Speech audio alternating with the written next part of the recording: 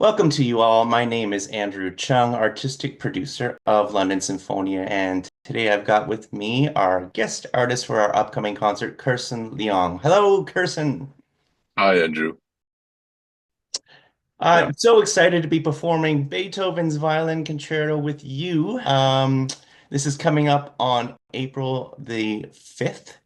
So by my recollection, the last time you performed with London Symphony was 2018. It was your debut with us. It was Prokofiev's first violin concerto, a personal fave of mine. It was a stunning performance. And then all the more so because at the end of the show, I remember you saying to me, that was actually the first time I'd performed that. And I was like, what? Totally mind-blowing. So now you're performing Beethoven's well-known violin concerto with us. This is a piece that you've performed multiple times before. I assume you're continually shaping your interpretation of this masterpiece. So tell us, what does Beethoven present you as a soloist to work with? Well, first of all, a bunch of scales and arpeggios. That's basically the first thing that superficially in a way that could come to mind. But whenever I think of any sort of any pieces from the classical era, let's say Mozart, even Bach, going back to Baroque as well, Mozart, Beethoven, even Schubert, I think of, you know what I think of? I think of great Italian food Oh, in the sense that in the sense that it's sort of like the cooking is simple, but in a sense that's how you actually it's you let the sheer quality of the ingredients speak for themselves in hmm. terms of there's no need for, let's say, elaborate sauces or to sort of spice up anything to that's sort of the way that I think of um Beethoven's treatment of the violin part in this violin concerto, just because it's incredibly simple in a way at first glance,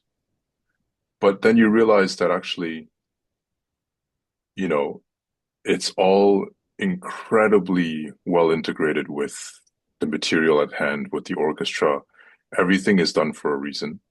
Hmm. And, the pushes and pulls and the tensions, at play, that basically, it's a case where it's really for me, it's an exercise, of course, in passion, but also equally important in restraint. In a way, it's sort of how to make most the most out of, let's say, simple material, how to milk it for the substance or the juice that it has within, but at the same time, not going overboard, not distorting things so that things do not go out of proportion or do not, let's say, um, that go against, let's say, the overall musical momentum that's at play or the musical shape, which is comprised of both the orchestra and the solo violin. It's an equal, very much an equal partnership there. Yeah. Yeah, let's touch on that. So it's an equal partnership in terms of how Beethoven shares the musical material. How do you think of it, the delineation of and the roles between soloist and conductor in this piece? Yeah, I think it's the orchestra first. I mean, the orchestra has first say of a lot of the themes, basically. The orchestra establishes through the, let's say, the 3 minute long beginning where the soloist has to sort of stand there and get nervous, you know. Um, that the orchestra basically, let's say, throughout the first movement, states, proclaims in a way all the themes that you will hear again and again throughout the movement. And that when the violin comes in, it's sort of like, yeah, there's a clear feeling that it isn't, let's say, one of those cases in concertos, let's say, Tchaikovsky comes to mind, for example, where the orchestra plays a supporting role or lets the violin through to let the violin do its thing to showcase, let's say, what a violin, a violin can do. But rather, the violin enters as a very important piece. It's sort of like it's sort of, I would imagine it as, let's say, the tendons in the body. It's sort of like it's already so well integrated in there, you know. So in a sense, yes, there has to be a direct understanding between the conductor and the soloist in terms of phrasing, in terms of where you want to bring the phrase, and in a way to be sensitive as a conductor already is, but also with the soloist as well, the balance with the orchestra as well, in terms of, because surprisingly enough, a lot of the violin does, what the violin does is it accompanies a lot, actually, Yeah. in this concerto. That's usually when it plays the most notes, but that's when it's accompanying. And Yeah. so it's sort of like these interesting, intricate textures that Beethoven creates it at interplay, let's say, with the orchestra. They have to be treated with that kind of care in mind, rather than, let's say, something to just doodle doodle doodle, right, Hmm. at someone's whim, but more like something that is completely, let's say, consistent with, and perhaps can enhance the sound world, the emotional state of what's happening in the orchestra. So, Okay, let's theorize for a moment. So he composed five piano concertos and one violin concerto. It's a good length violin concerto, right? Over, 45 minutes long or something. Did he nail it? Do you think he's like, okay, I'm done. This is the best thing ever, or I've chosen the best key, D major. We're done. What's up with this? yeah, yeah, I mean, thinking about it, it does feel indeed that he threw a lot into this piece, just in terms of course, as you mentioned, the scale, the length of it, the size. But like when you get a sense of the themes in this piece, and there's a real sense of, it's almost finality, in the sense that there's a struggle at hand. There's, let's say, and this is what I think really speaks towards Beethoven's power in general, is that you really do feel as if the music is struggling towards a higher end, that it's sort of trying to transcend or trying to overcome something, perhaps itself, in the search for, let's say, triumph or liberation or something. That's the real, uh, yeah, the dominating sentiment that I feel when I play this piece. That it represents exactly what I think, what we go through, like the human condition. Let's say, just being able to struggle through something and to prevail. Like Mhm. and over that period of time as well, like on this scale, it really does feel as if, yeah, this piece, you know, meant something very significant to him, you know. Yeah. Mhm. Well, I get it. And it's endured, in its attractiveness for 200 years. It's like it's that human condition that he seems to be able to paint in the music. It's endlessly, entertaining. Do you have a couple of personal highlights in this concerto that you're looking forward to? Um, I always love the second movement. Mm. It's kind of like this little idyllic um sanctuary or getaway in the middle of Mm. this concerto. Because in a way, one thing about it, which is, you know, quite remarkable, is it never leaves G major, basically. All the material that you find inside he manages to find still a sense of momentum, or a sense of pull, a sense of taking the listener with you, even staying within the same key. Whereas usually, of course, you would have modulations, and of course, like there's certain things that would normally happen, let's say, to give the sense of a journey. But in this case, it's like you have ultimate serenity, and yet within that you have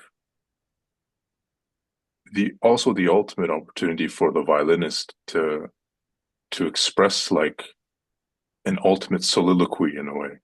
It's Huh. like asking questions, you know, answering them or supposing something that would be the case. All of these gestures, proclaiming something, like all these things fit within this serenity that is G major. So that's always a remarkable moment for me. Um, I have to say I really like the minor bits as well. Of course, when the themes go into minor, I think that's really when, let's say, when you get deeper, let's say, within Beethoven's skin, that there's an incredible, yeah, there's again going back to this idea of struggle, or going back to this idea of turbulence, of what it means to be human, you know, which is something that, yeah, I mean, if I would think, for example, the contrast with a young Mozart, for example, where when, to me, I mean, that kind of music seems much more, let's say, jewel-like, or written, let's say, in such a natural way, as if without effort. Of Mhm. course, Mozart later in his life also occasionally dived into the minor completely, and when he does, it's like, okay, that's something. Those are some of the greatest moments as well. But just to feel that pervading sense of turmoil, or perhaps struggle within oneself, that's always moving, because I think that's something that everyone can relate to in the end. And it's like you can live that through the music in order to, let's say, transcend it. Fantastic. I love the way you put that. Um, in this concert, you're performing on your Guarnerius de Jesus violin. Um, Pressing rewind back in 2018, performing with us, this instrument was kind of new to you, and now you've got to know it across the past, whatever, 7, 8 years. Tell us a little bit about this fantastic instrument. Yeah. Well, um, first of all, I have to say I'm incredibly lucky, um, because of course this would be nothing without, let's say, the generosity of the loan of this violin, from which from the person who has loaned it to me generously, Mr. Roger Dubois of Canimex, who's a wonderful patron of the arts, from Quebec, has a big collection as well. I've known him for more than half my life in a way. He's sort of like a very familiar figure to me. So of course, first of all, yeah, I have to mention that, you know, and how fortunate, yeah, an opportunity it is to live with an instrument that is older than Mozart. That was basically, that existed even before Mozart was born. So that's already something to ponder in a way. What year is it To see, from? What year? it's basically from the 1730s and 40s. Yeah, Okay. Yep. yeah, Yep. and so it's yeah, it's a bit mind-boggling to think of all the things that perhaps it has seen. All the historical events and all that stuff. So, but of course, for me as the player, I think the main thing that I would care about, of course, is how it sounds. You know, and yeah, there was something at the very beginning, obviously, when the violin has changed a lot over the course of 7.5 years that I've had this violin. Again, very lucky. But the violin has changed a lot, like in terms of, it was asleep at first, because that's what violins do when they're not played. They Was it just, play so it wasn't played actively before you picked it up? not to my knowledge, no. Yeah, it had And made so, Mhm. yeah. And so, but at the same time, you can tell that the violin has had a, let's say, a playing life in which it was well worn and perhaps even abused. Like all these things go into, let's say, a violin story, and of course how they turn out in present times in their condition and also in their sound. And so you can feel as if this violin has had a really lived-in experience, you know. And yeah, there was immediately even though of course it wasn't at its best at first, or at least compared to now, or at least compared to even a few years into the process. But there was something in the timbre that attracted me to this violin. Um, personal. Of course, choosing a violin is incredibly personal. It's like choosing one's second voice. You know, you want to know that you have a voice that you can work with and that you don't get tired of hearing, let's say, day after day. And for me, I personally, I love to look for a sound that perhaps seems a bit sad, you know, that seems a little lachrymose, a bit somber, a bit darker, perhaps, a bit like the chest voice. It's like something more chesty, as if when someone is speaking with great emotion, then you get this chesty quality. That's in a way what I directly imagine in terms of, let's say, a violin. Um, that there's an opportunity perhaps to embody something vocal. That if the violin, let's say, makes that easier, then all the better, you know. And of course, yeah, it's just there was something about this violin in terms that made playing seem very personal in a way. That in a way, when I was playing, it wasn't just for the, say, the people around me, but I was also very much the first listener. Like that Huh. was the feeling that it gave, and it was speaking to me as well in terms of the timbre, in terms of how the kind of intensity and intimacy in a way that with which the tone speaks. And of course, yeah, it's a matter of chemistry in the end as well. It's like dating, you know. You basically, yeah, you have to have a chemistry with a certain sound, and then you roll with it, and then of course things can develop from then. So I think having had this violin now for 7.5 years, obviously, I mean, it has basically shaped me into the violinist that I am now. Basically, because I mean, throughout those, I mean, they say that, you know, like the early 20s and everything, like those years when you're still, let's say, more or less a sponge, when you absorb all the information that you encounter and that you exchange with people and that you learn, let's say, that during all that period, this violin was with me. And so in a way, yeah, it's not only a violin that, you know, of course I can fight with it. It's a very difficult violin to play. Getting to that point, it's a volatile instrument. It's perhaps one of the most difficult violins that I've played so far, and I've tried a lot of different Stradivarius and Guarnerius Jesus and other instruments. Um, in a sense that it really requires you to be completely in control all the time because the response is very, very sensitive, you know, more sensitive than usual, I would say. But there's always a trade-off as you see. So it doesn't mean that I don't fight with it, but there is something deeper than, yeah, there's something there that I think love cannot describe, you know, like there is a certain, yeah, this violin I think really does feel like, um, in the way it sounds and all that we have lived together, an extension of my being. Mhm. And that all started with when you were selecting a violin from Roger's amazing collection. Uh, it was a guess at that stage. It was a guess that this violin could grow as you grow and could provide you the sound world that you now inhabit. And that's amazing, right? What an amazing partnership. Very Yeah, cool. Very cool. you put the faith into, let's say, the innate qualities that you already can sense in a violin, and you just see from there. You know, of course, there's always the sad notion or the sad possibility that you will have to change, right, if things do not work out, right? But at the like in terms of if the chemistry wasn't right in the end.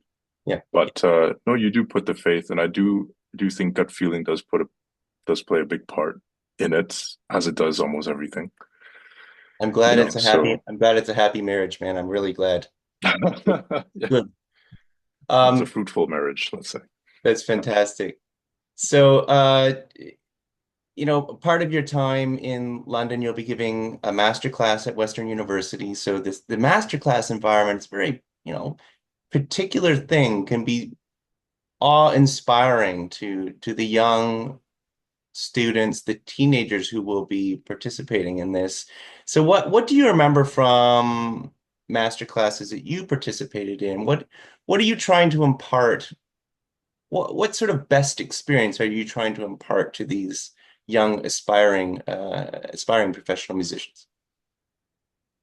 Yeah, no, absolutely. I think it's just the embrace of the everyday chase, or perhaps the everyday rediscovery. I think learning is a lifelong process. So even when I teach, I also learn something very concrete every single time because what you essentially try to do is just try to take these abstract concepts that you wouldn't normally try to explain to yourself and actually try to put them in words, you know, and that so in a way that there is a feedback loop going on. But I think in terms of the idea of master classes and playing and the exchange of ideas, perhaps, um, yeah, just there's something incredibly um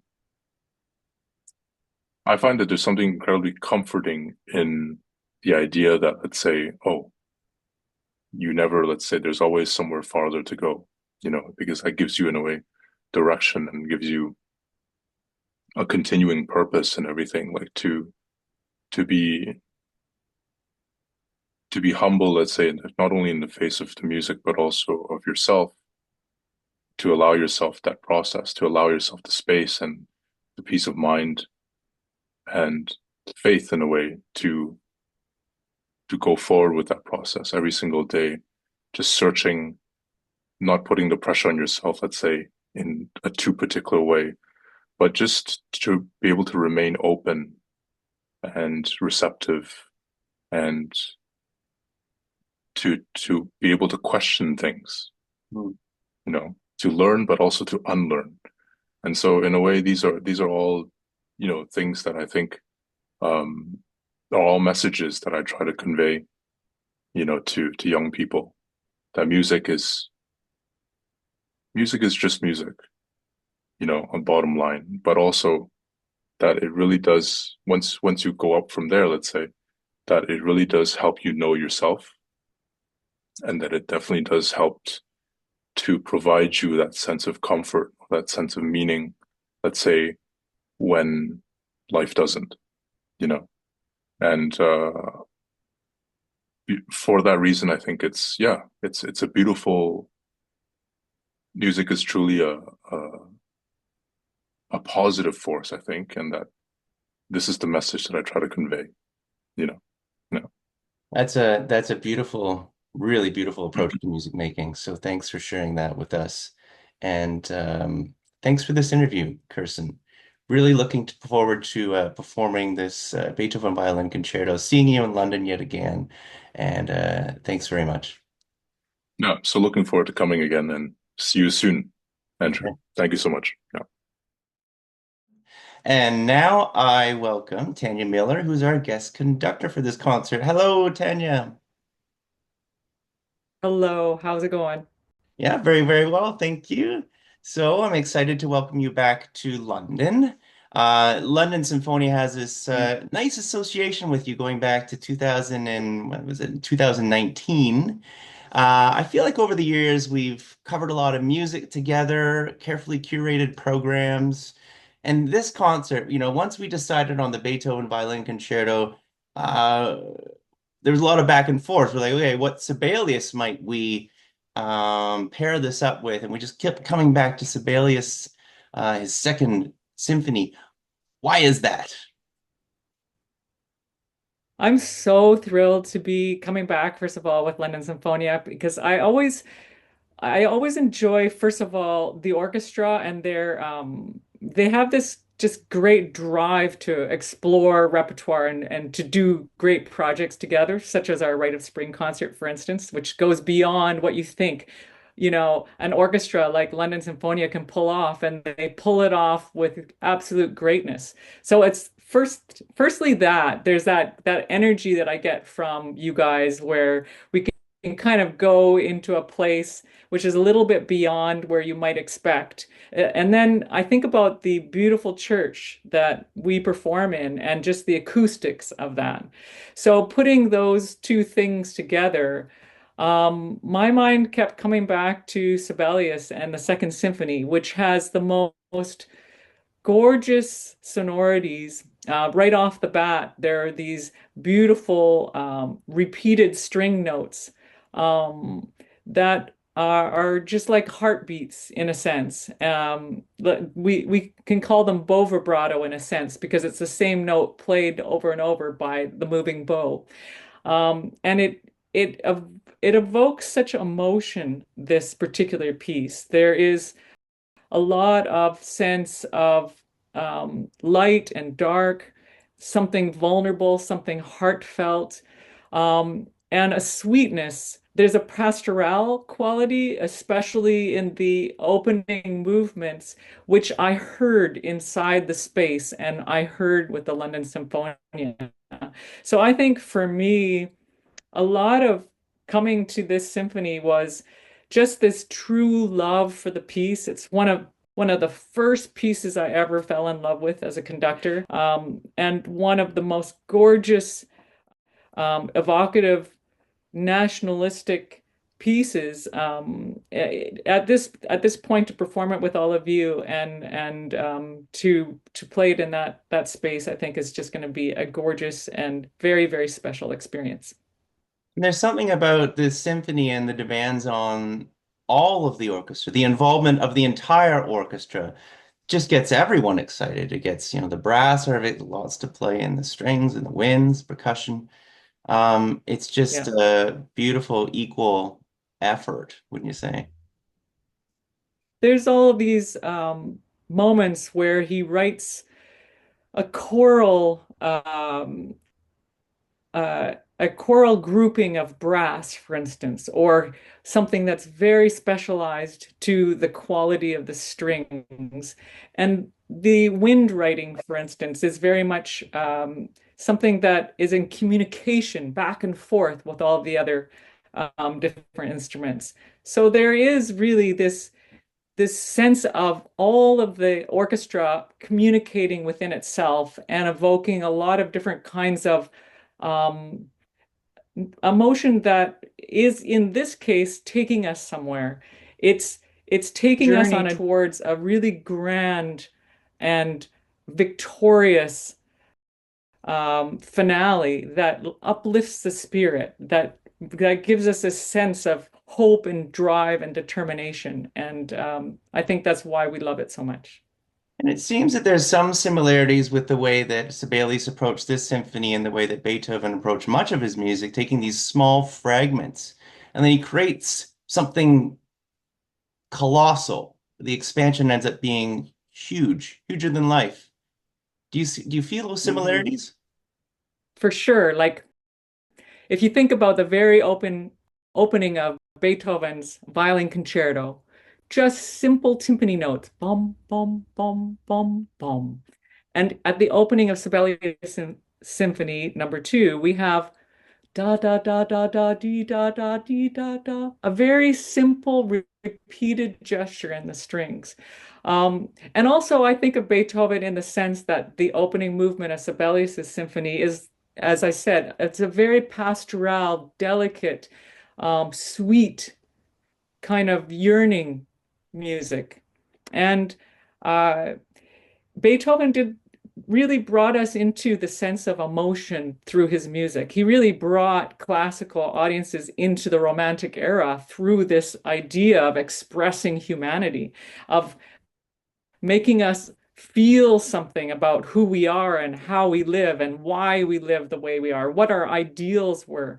And, really, Sibelius writing his symphonic music was really one of the great followers of what it was that Beethoven was achieving in his symphonic writing. If you think about the grand scale of how his Symphony No. 9 ended with such a sense of uh, a spirit of brotherhood and bringing things, uniting all of us through ideal and hope. It's the same feeling that we have in this Sibelius Symphony number two, because he's in this moment writing at the beginning of the 1900s when the Finnish people are aspiring to create their own independence from Russia, to have their own nationhood, to come out of a certain sense of strife and darkness and to victoriously emerge of their own accord, their own determination. And those spirits go hand in hand, I feel very much, between the Beethoven and the Sibelius. Yeah, and so I guess it is really like we listen to Sibelius and we hear his native Finland. We hear the soundscape kind of mirroring what we see as landscape of Finland. Um, but then there's also this sense of struggle and against this oppression. So, in your view, I guess you feel that it's a personal exploration of what he felt about the political climate at the time. Also, is it also a statement of his country and just the natural beauty as well that's there?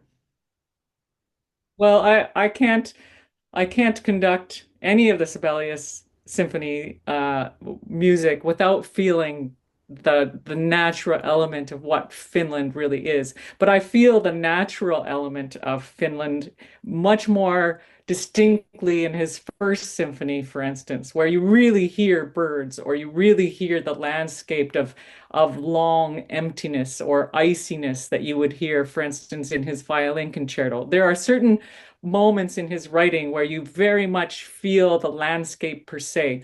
Whereas for me, in this second symphony, it's a landscape of human passion and um, on a degree of emotional level that really permeates the entire piece. Because in if I could describe the first movement, I would say it's a tender love, maybe for his country.